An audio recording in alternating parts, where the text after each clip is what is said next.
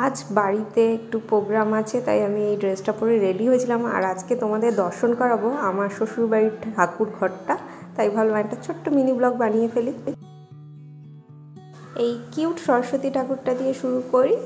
আর এখন বলছে আমার কাকি শাশুড়ি মা, হ্যাঁ লক্ষ্মী প্যাঁচাটা আলাদা কেনা আছে, এটা কিন্তু আবার মা লক্ষ্মী প্যাঁচার উপর বসে, এই যে এটা একটা মিরর লাগানো আছে, মিরর লাগানো আছে। এটা ভগবত গীতাটা দেখতে খুব সুন্দর লাগে, এটাও খুব সুন্দর দেখতে।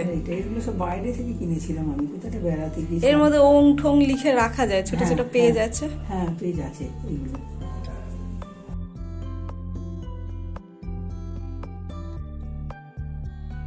জগন্নাথের স্নান যাত্রা হয় যখন, তখন এই জগৎটা বার করা হয় সাজিয়ে গুছিয়ে, খুব সুন্দর।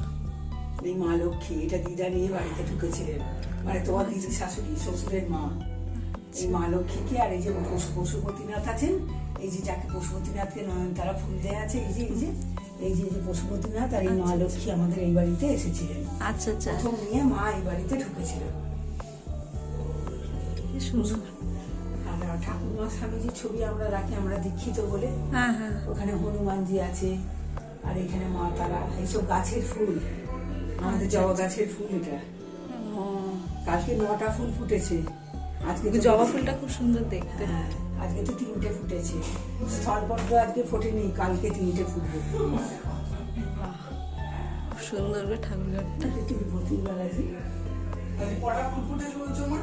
3টে ফুটেছে, কাল দুটো চান হয়ে গেছে।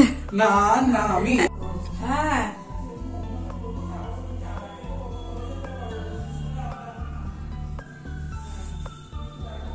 মনুমা করে দেবে কি জিজ্ঞেস কর। দেখাচ্ছি জগন্নাথের এইটা পেছনে ব্যাকগ্রাউন্ডটার কথাটা যেটা বলছে আমার দেওয়ার বলছে। খুব সুন্দর, মানে ওই পুরনো বাড়ির যে বাড়ির এর মতন করে ওরই মাথা থেকে এসেছে। আমি বলেছিলাম ওটা ভালো করে ব্যাকগ্রাউন্ড বানিয়ে দিস, তো ওই বানিয়ে দিয়েছে। খুব সুন্দর, ওর মাথায় আসেও ভালো ভালো আইডিয়া। এই পেইন্টিংটা ওরই করা। তো বাড়ির দুর্গা তো বলে। হ্যাঁ এটা তো বাড়ির দুর্গা। হ্যাঁ, এটা প্রথম বছর কোভিড এর মধ্যে, তখন একদম ছোট্ট ঠাকুর হয়েছিল।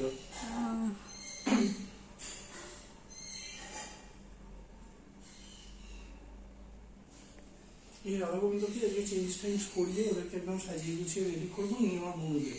আচ্ছা আচ্ছা।